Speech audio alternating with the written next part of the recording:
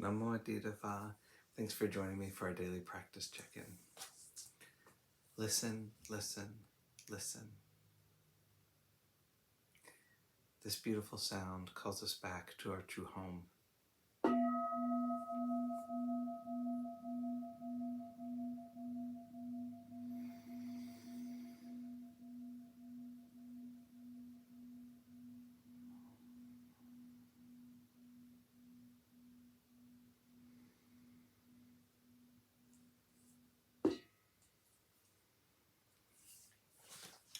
The first mindfulness training.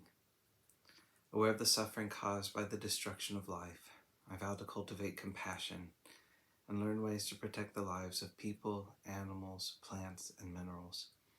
I'm determined not to kill, not to let others kill, and not to condone any act of killing in the world, in my thinking, or in my way of life.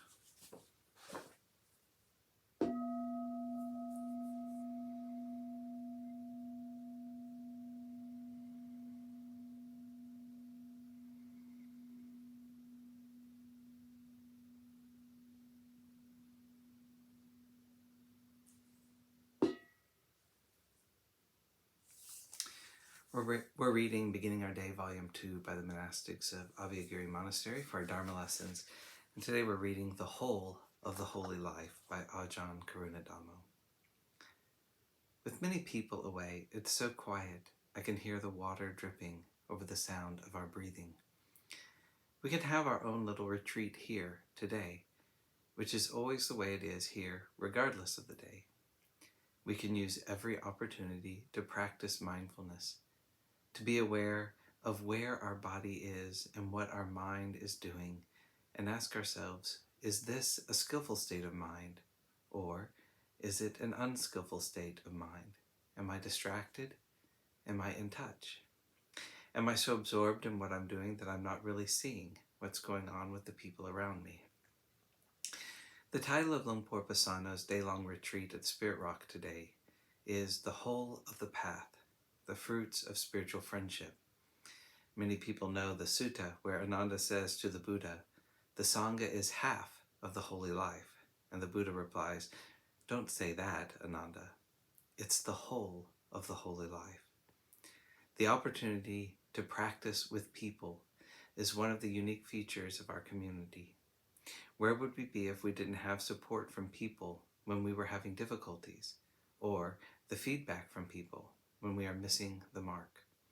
The qualities of mindfulness, self-awareness, and sensitivity to other people are strengthened with the reflective guidance of spiritual friendship. Many of us are in need of individualized guidance for our training, and we support each other in this. We embody the sense of community and the sense of care and concern for each other. This is where the fruits of living in a community can truly be seen, especially in juxtaposition to people who lack support and have difficulties going it alone. It can sometimes be challenging to rejoice in and take advantage of the opportunity to practice within a community. Because of this, it's useful to remind ourselves that it may not be here forever. Circumstances change, communities change, and we never know where we are going to find ourselves next. If we keep this in mind, we can use the opportunity we have here to be sensitive to each other, to be mindful around one another, to orient ourselves to our present experience, and to feel a sense of appreciation for the community we live in.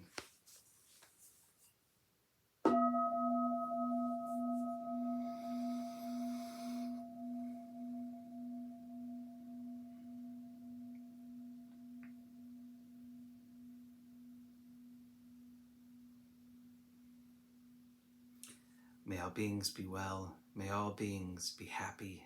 May all beings be at peace. Namo. Thanks so much for joining me today.